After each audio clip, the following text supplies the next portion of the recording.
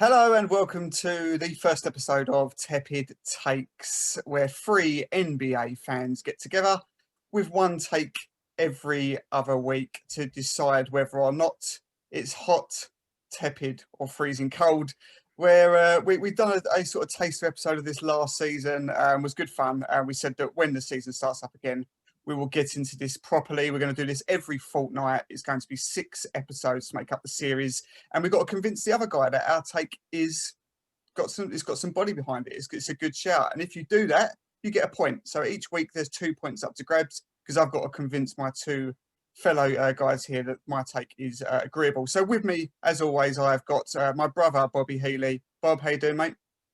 I'm not bad, thanks, Dan. How are you? Good. Yes, I'm all right, mate. I'm good. Thank you. Chris, my cousin Chris, how are you, bruv?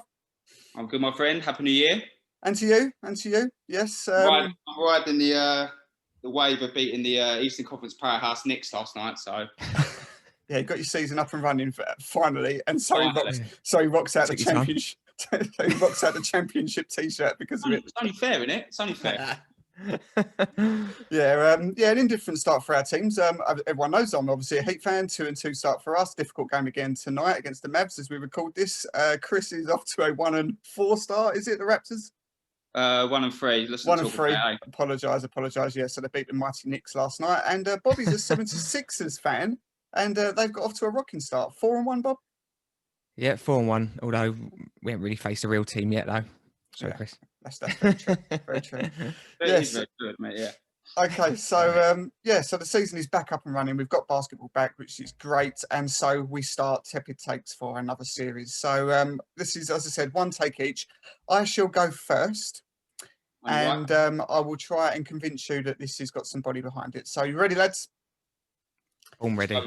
Okay, right. My take is that James Harden, whatever team he decides to join or is traded to, not that he will get much say in it perhaps, but whatever team he is traded to, because he will be traded, he will win a championship with that team and he will become MVP this season. So this is a man who is currently has come back from exile. This is someone who through a paddy, through no sort of fault. Exile. No sort of fault of Houston's at all. I feel really sorry for Houston in all this because they've done absolutely nothing wrong. But James Harden decided that he wanted out this summer. Hasn't got his way as of yet. Went on a bit of a paddy. Went to Vegas for God knows how long. Came back extremely overweight. Has gone back into practice. He's throwing balls at rookies. He's going to strip joints. He's coming back and giving a whole team coronavirus. It's not pretty. But however, he's obviously making his point that he wants out of Houston now. And since then, he has actually come back and he's put up some big numbers in the 3 appearances back. The first game back, 44 points, 17 rebounds, straight from the strippers club, straight into the court and knocks down 44 and 17. Overall, in the 3 games back, I think he is averaging 37 points, 11 assists, 5 rebounds. This is for a guy who doesn't want to be in Houston. So it's fair to say that James Harden is a special player. Now let's have a look at the teams that he's touted to go into. First of all, there was Brooklyn, although that seems to have cooled now. I'd be very surprised if that does resurrect, but Brooklyn are in the hunt. Now let's have it right. Even if they get rid of their squad, basically, they're still going to end up with the 3, which is obviously Kyrie, KD, and James Harden. To be honest, it doesn't matter if you've then got a team full of G Leaguers, vets, vet minimum contracts, whatever it is. That 3 is good enough to win a title. That is 3 top 10 players, arguably, in the league, which would be just outrageous. So the Brooklyn will be in with a massive shout if they go for him. Miami, if they get him, then the chances are we will be looking at taking out Tyler Hero, Duncan Robinson, Iguodala and Nick to make the money work. Precious Achiuwa will probably go, etc. So obviously a lot of our depth will go if we let him come to Miami. But if he does come, then according to ESPN, now I know ESPN were very high on our rankings this year. They had Bam Adebayo at 13, Jimmy Butler at 12. Even Miami fans were saying that's very high for Bam Adebayo. But if James Harden joins, we'll be the only team that will have 3 top 13 players, according to ESPN, in that roster, which is ridiculous. No one else would even come close. So even though we would get rid of some of the key pieces of our rotation, we'd still have the likes of Avery Bradley, Mo Harkless, Myers Leonard, Goran Dragic, etc. That's a pretty handy team still. With James Harden, Jimmy Butler and Bam Adebayo, I think that would be enough, again, to win the East. Philadelphia 76ers, again, I don't see anything happening unless Ben goes the other way. But if he does, it will probably include Thibault and Maxey, plus maybe some picks as well. That's still a team that will then consist of a starting five of Joel Embiid, Danny Green, Seth Curry. I don't know who you would maybe put at centre. Maybe it would have to be Dwight Howard would have to come in if Ben's... no, Ben's not centre anyway, is he? Where plays your centre at the moment? Oh, sorry, it's Embiid, isn't it? Of course it is. Yeah, so that's a team that is very, very strong and would probably have a better fit, because there's always been this sort of idea of maybe the fit doesn't work with Ben and Joel, and there's always been that question mark. So perhaps that takes it out of it. Again, I'll say that would go a very long way. And then the other team that's been mentioned is Toronto. Again, it's strange that it's sort of our three teams. But Toronto, I think maybe you would look at, they would be looking at maybe Pascal would maybe have to go the other way. Again, I think Toronto is still one of the deepest teams in the league. Kyle Lowry, OG Anunoby, Fred VanVleet, these are all players that would be work exceptionally well, I believe, with James Harden. So I think a James Harden that is willing to prove a point, that is out of Houston, that has allowed him to do whatever he wanted to do. So all of this ball hogging, ISO style, everything runs through James Harden, etc. That was mainly because that he was allowed to do whatever he wanted. His style, where he called the shots. I don't think that maybe you would see that as much. Obviously, he still would be ball dominant because he's that sort of player and he's got that sort of skill set. But I don't believe if he went to any of those teams, they would say that he would run the ball as much as he was. I think it would be shared a lot more often. Boston is another team, by the way. That's another team. Again, you put him in with Boston, you probably say eventually, finally, now that they bite the bullet and actually go for a player, that you would say that that would be enough again to win. So I think that if James Harden, after the fuss that he's caused, the kick up that he's caused, the stink that he's caused in Houston, if he gets out of there, goes to any one of those contending teams, and they're already contending teams, I think put him on one of those teams, I think we will see the best James Harden we have ever seen. And therefore, that's why I back him to not only win a title, but to follow it up with an MVP, because he will be obviously instrumental in doing that.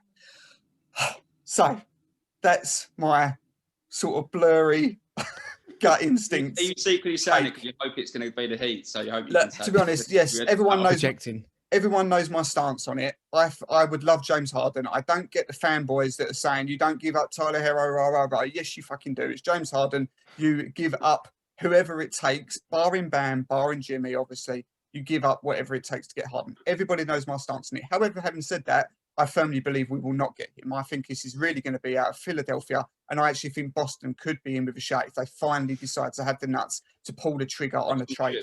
I think that they could do it. So, Chris, let's start with you, mate. What do you think? Do you think that regardless of team, and let's have it right, by the way, when I say he will win a championship and become MVP on whatever team he joins, this is obviously only for those teams that I have mentioned. If he ends up being a Timberwolf or a Nick, then obviously this is off the table, because I can't, Knicks can win it, surely. Yeah, either of those teams, regardless, do you think that's a decent shout? I think the only team where he improves all them teams, but I think if he goes to the Nets, then for me it's the only real contender that can give the Lakers push them real hard. I think the concerns on the Lakers, the Nets, is on the defensive end, not the offensive end. They can outscore anyone, but yeah, I still need to see who's going to be able to get a stop on that team. The other teams, I think ourselves and the Sixers, I think will improve us and push us further, but I don't think it's enough to put us over the top. In regards to the MVP, I feel there's some kind of fatigue with him, to be honest. A bit like I don't think Giannis will win it this year. I'm not saying he hasn't got the tools to do it, because he's a scoring machine.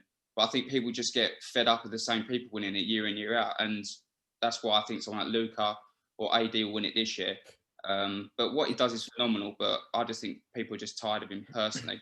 Yeah, I agree with you, and I think that like Luka, for example, is the favourite to the bookies. He's a new fanboy. It's a new face, so exactly. But I think that to do that, if Luka is to win MVP, obviously his numbers will always be there. But don't you think that he would have to back it up with maybe a run to the finals if they become another second round exit? The Mavs, does someone like Luka deserve to win it?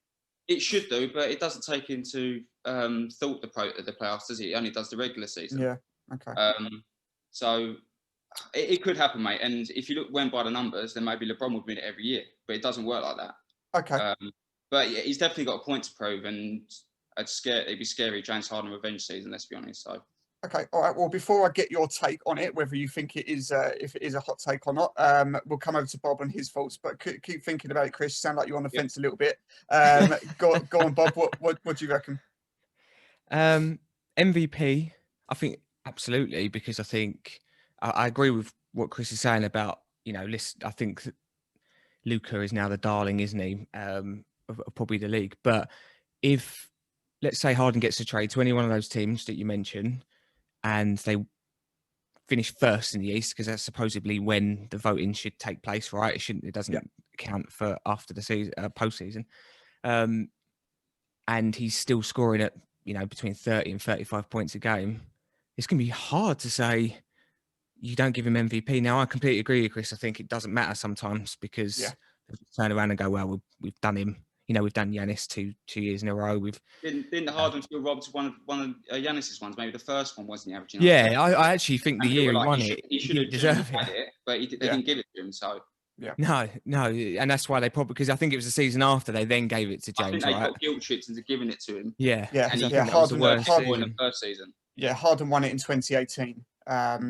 So and they were exceptional numbers. So and I mean, listen, if Mavs haven't started off well, now I don't think that's going to continue by any stretch of imagination. But if Mavs are finishing towards the bottom of the sort of playoffs, and let's say Harden goes to Miami or goes to Brooklyn, and they go and win or at least finish top of the East, and he's still scoring, he's at 37 points a game, or if that likely to drop off a little bit, it's going to be really hard for them to ignore it.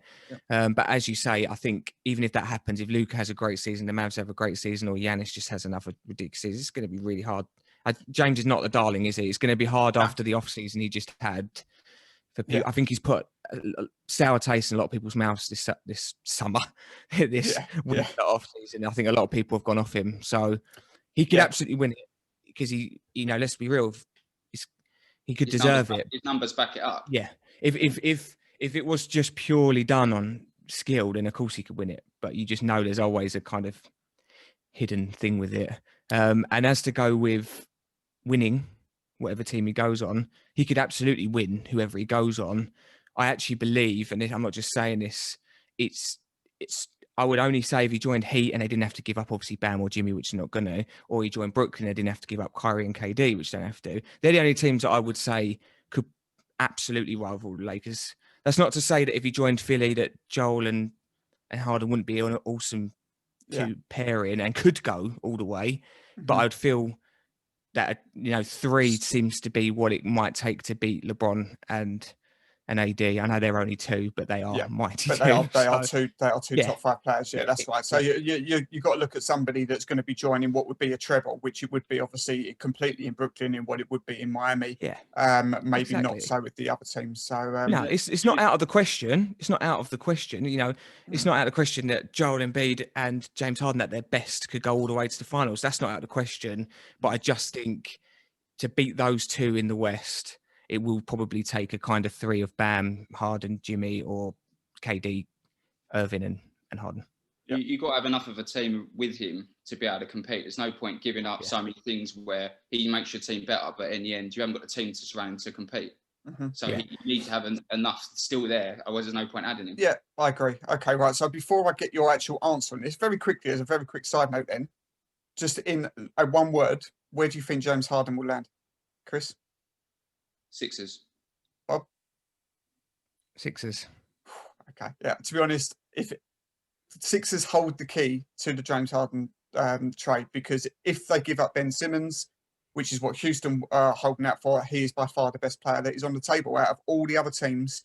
You could say if Boston give up Jaylen Brown, for example, you could say obviously Heat giving up a combination of handy players, and you can say a decent trade offer from Brooklyn. With a lot of depth in terms of good rotation, but Ben Simmons is by far the best player that's on the table there. So if he goes plus some picks or whatever, then I think you're right. I would say Sixers are going to end up. Yeah, I think there will be lots of offers on the table, but I think the Rockets will pick up the phone and say, look, we're close to agreeing a deal with Boston or Miami. Is Ben there?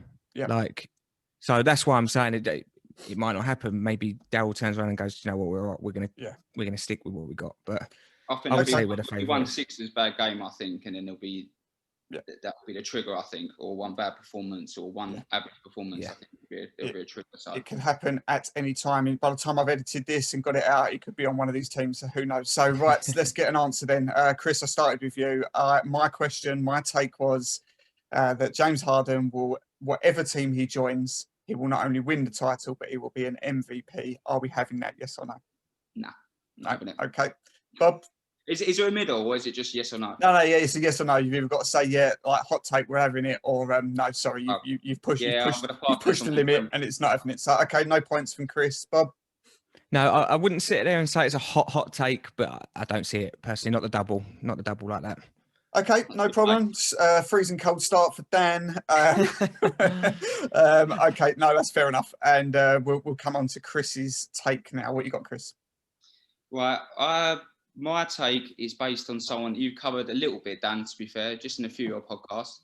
And I think every single podcast I've listened to this year, Dave spoke about him in it. So mine is about Giannis Antetokounmpo. Right. Who? The guy who won MVP. I don't think anyone's heard of him. Oh, yeah. Well, everyone's done with him now. Yeah, there weren't much about him in the summer. So, obviously, both our teams, Dan, were hoping that we were going to be able to acquire him and he wasn't going to sign the Supermax.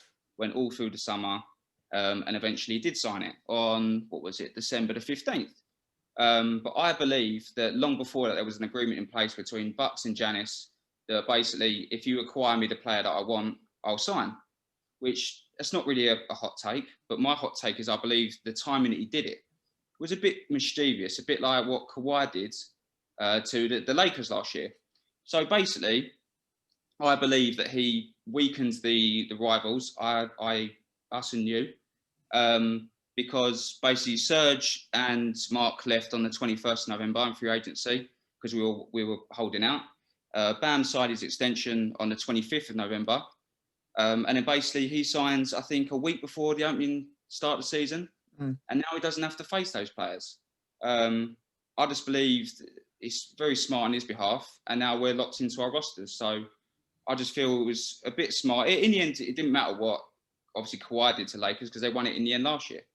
But I just feel that he's weakened the competition, really, going forward this season. Okay, so you think that the idea was that he was always going to sign. It was just it was Slayer tactics, skullduggery, where he was leaving it to the last minute, basically, till everyone had sorted out their rosters and he knew what he was competing against next year. That's what I think. Okay. Bob, what do you think? I think it sounds outrageous, but why wouldn't you? Why wouldn't you? Like when they did all those moves, it just didn't seem right to me that they'd done what they did. They, bastardized their future for Drew. If you're still having this inkling that Giannis might not sign, like that seems like such a crazy move. Now, that might have been out of pure desperation. Like they were just, because we did hear, didn't we, that it all gone a bit quiet with the Bucks. They had to anyway, didn't they? It was yeah. But I mean, like their beat writers and stuff like that. There was a lot that came out that suddenly they didn't have any answers to. It was all very confident, and then it all went very quiet. Yeah. So, but I just think that why wouldn't you? You've got two contenders in Raps and Miami who are desperate to sign this guy. They've made absolutely no secret that they're trying to get him. And if you, yeah, why wouldn't you? Like that's got to be his competitive edge. If that is the truth, why wouldn't you? Like you're sitting there and you're thinking, why would Giannis come out on the first day he possibly can and sign it? Because then it gives you guys, contenders, a chance to go out and do some other business. So why not? It just seems to me that to go and get Drew, and obviously we know about the mess up with Bogdanovic, was it? Yeah, that mess up. That was obviously calamitous, and maybe that might have rocked it a little bit. But you would be mental to have done that Drew deal, which was a massive overpay, but it makes sense now.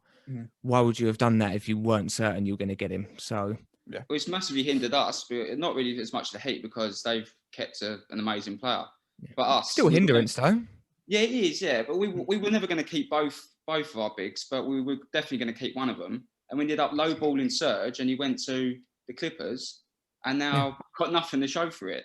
Yeah, and well, it's so annoying. Chris It's fast. It's fast.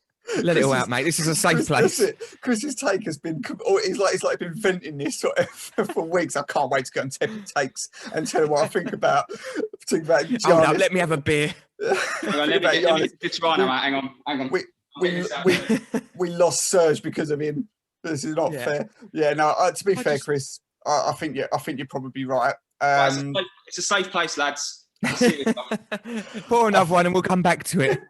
I think you're probably right, and I think what made it maybe most apparent is when there was all the balls up with the Bogdanovic thing. That was a big embarrassment for the Bucks. They really screwed that up, and yet if there was anything that was Giannis was going to go, look, this organisation is just a mess. You can't even do things like this, like sensibly and properly and to the book. Even when that went to pieces, he still re-signed. So I think there's some legs to that. I think he was always going to. We know his personality anyway. He's always said that it's his town. You know, Milwaukee is not exactly the most attractive place to live. It's not like it's a big market, and yet he said that it's his town. And even after the mess ups they made, he still stayed. So. What even about the agent situation? They're both the same agent, and he's got both his clients paid. Like maybe he knew what Giannis wanted to do. He knew, and he said to Bam, "You deserve to get paid. Why don't you go and get paid?" Yeah. Pushed him. Bam then said that I deserve to be paid. He did deserve to be paid. They paid him, and then Giannis has gone. Bang! There's your supermax. And but more into it. Clause, maybe 2 years in, maybe there's a clause saying that if it's not going wrong, there is an out. There's an agreement, but the Bucks are not left high and dry. They'll always get a haul back for him now, whether it's a mess or not. It's a huge win for the Bucks. Even if it doesn't work out, they're going to get an absolute motherload. Yeah, well, their future was if he went, they're gone, aren't they? Because of all the picks they had to give up, they would have been nothing. They were relevant. For God knows how long, mate. So you're right now. Even if in a year, 2 years, it's not worked, they're going to get the haul for him. So they're in good shape for a foreseeable future now. Okay, so Chris's take then is that Giannis purposefully hurt my raps. Hurt the Toronto Raptors. He basically ended our franchise. Thank you. Purposely decided to halt negotiations, to basically hold the contenders to ransom. So they had no time to re-sign their players, which is what happened, especially on Chris's Toronto Raptors. So, Bob, for me, this is quite straightforward. I'm going to give that a thumbs up and a yes. You're going to follow? Yeah, absolutely. It's not even that wild, is it? It actually makes, if they go and win the title this year, it's a stroke of genius, isn't it? So, yep, true, but they won't because they're the Bucks. So, they won't because they got Bud. They won't because they got Bud. So, yeah, there we go. Yeah, plan A, but. Plan A, bud. Okay, 2-0 start for you, Chris. Well done, mate. Over to you then, Bob, to round it up. What is your take? Right, well, mine might not have the huge implications, the title implications that your other two takes had, but I'm actually going with, I believe that this season in the West, the Phoenix Suns are going to finish top of the standings. Now, top of the standings, that's not, they're coming out the West, obviously. I just think they're going to come top of the West. And the reason I'm saying this is because they're a good team, right? They're a good team. They acquired Chris Paul. That backcourt of Paul and Booker is pretty lively. They're very, very young, right? And number one is, they were good in the bubble, and it was quite savage that they didn't get in right in the end. 8-0. Yeah, 8-0. I think they had a 1.1% chance of getting in. And, all right, they still didn't get in, but they went 8-0. What's the position if you go 8-0? You take the Magic space, wouldn't it? So, Bob, yeah, they're too young, I think, to be a contender, which is wild for me to say. I think they're going to finish top of the West and then not do much in the playoffs. But I just think they're too young. But listen, they need to finish in the playoffs this year. It has to happen for Book. I know that signing Paul might have just calmed that D-Book situation down a little bit more, but they have to finish in the playoffs, right? That's a must, and they're good enough too. But I just think that they've started off well, and there's that eagerness, there's that young kind of determination, right? They're out to prove something. The other teams in the West, like Lakers, Clippers, Clippers probably got a little bit to prove this season after last season, but there's going to be a lot of load management. We're already seeing it, right? We're 5 games into the season. We're already seeing load management happen across the league, which is fine. We're going to see people drop out through COVID and who knows, that might actually affect the Suns. But I just think they've got the points to prove. So I think they're going to, a bit like the Bucks, when they just show up every night to win. Yeah. I think that the Lakers don't need to do that. The Clippers feel like they might need to because of the season, but I still think load management and stuff. And, there are some other young, hungry teams, but Denver have been there and done it. I think Utah are good. All those teams that have been in the playoffs now for a couple of years, they know they're getting there. They know that's going to happen. They just want to get there, and then the season starts for them. Yeah. So that's why I think that the Suns, who are just going to go out there, a bit like the Bucks the last 2 seasons, and just try and play every game at 110%, and they're a good team. So that's going to win them. We're seeing them 4-1 already. Maybe is it 3-1, mate? I think it's 4-1. I think it's 4-1, mate. Yeah. Yeah. And I watched them, and they're a good team. And like I said, I can still see them going out in the first or second round because I don't think they're quite there yet. I think maybe next year or the year after, when Ayton comes a bit more of age and so on, that there could be a contender. But that's my take. Bob's played with Phoenix on 2K and realised how fun they are. And now he's bought in. Bob was forward with the team and he thought, you know what, this team can do something. They're a Chris Paul away, and now they've got him. So yeah, that's my take. Let's say one thing right away, that Chris Paul, there would have been, every team would have wanted Chris Paul. Every single. Why would you not? What he did last year was incredible on a team that was supposed to just bomb last year in the OKC. He took them into the playoffs. He was just incredible at his age. One of the only genuine leaders in the league. I think one of the biggest sparks that we saw in last year was the resurgence of Chris Paul. So incredible that Phoenix have got him to go with an incredible talent in Book, as we all know, everyone loves him. Ayton is there. Jay Crowder is there. So they've got a good team. They've got a good rotation. It's not outrageous. I think that I make you right with, I could see quite comfortably both the LA teams not finishing top because of the amount of load management that is going to go on. I'd still say that there's enough in places like Denver and maybe Utah, etc., in terms of depth. This is going to be a COVID disrupted season. Depth is going to be important. I'm not sure that Phoenix have that depth to be able to cope with a loss of a Booker for a week or two, or Chris Paul, etc. So that's where I think they may struggle. But I don't think it's outrageous. Chris, what are you thinking? Similar to what kind of you said, Dan. I think they had to trade for Chris Paul to show that to Booker that they're actually willing to push on, because he's had so many years now where he's kind of deserved better. They're an exciting team. The season's going to be disrupted. As I do think the season's going to be all over the place, but I probably would have them 3rd or 4th. And then obviously if Harden leaves Houston, then obviously they're completely out of it. I just think the LA teams are still, as you said, they've got the depth to still get it done, although it's a congested season. But they're a really, really fun team to watch. Even more fun now they've got Chris Paul. So I don't know, it's tough to say, mate, but they couldn't have started any better, to be honest. Yeah, that's a good point to make. They've made an explosive start. Yeah, a very well improved team. Someone definitely to watch going forward. But again, it's not like it definitely couldn't happen, but I still think they were cut below everyone else. Yeah. Okay. All right. Well, I think we know where this is going. As I said, I'm sticking a 10 on it. Well, you're all wrong. I'm Sam. Bob's having a bit of it anyway. Yeah. As I said, it's not outrageous. I think that, the question is that Phoenix Suns will finish. What the take is that Phoenix Suns will finish first in the West for the regular season. I just think that the depth of the LA teams, and I still believe that Denver and perhaps Mavericks or Utah you would still probably favour them. But I don't think it's outrageous. But I think that for me, I'm not having that. I think if they got one more piece, I'm not saying they haven't got the assets to get another big player, but another real solid either 3-and-D or a role player to pair with those. So I know they've got Ayton as well. Then I think they really could be a force. Yeah.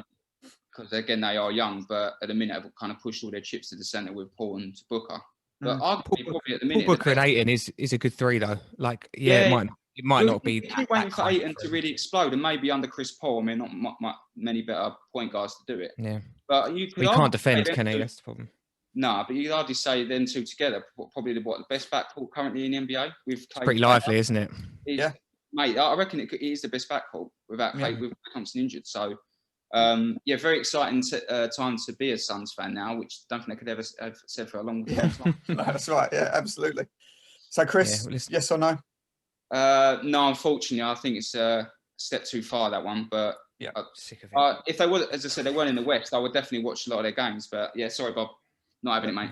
It's tepid takes between the two of you next time.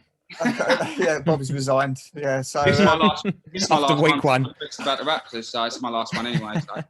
Every week, Chris is going to be about Raptors in some way. About don't the worry, off season in I've Toronto. got a few saved up. Don't worry, I've got a few saved up. The Tampa Raptors. You're lucky we won last night. You are lucky. yeah, we might not have It seen could you. have been a 45-minute take on the Raptors. It could have been. Okay, right. So that wraps up week one. Leaderboard looks like this. Chris on top with 2-0, and bringing up the bottom in joint last place, both myself and Bobby on 0 and 2. So we've got some catching up to do immediately. So that's it for week one. As I said, we'll be back in a fortnight's time with another set of takes to decide whether they're hot, tepid, or freezing cold. Thanks for tuning in, guys. We'll see you next week.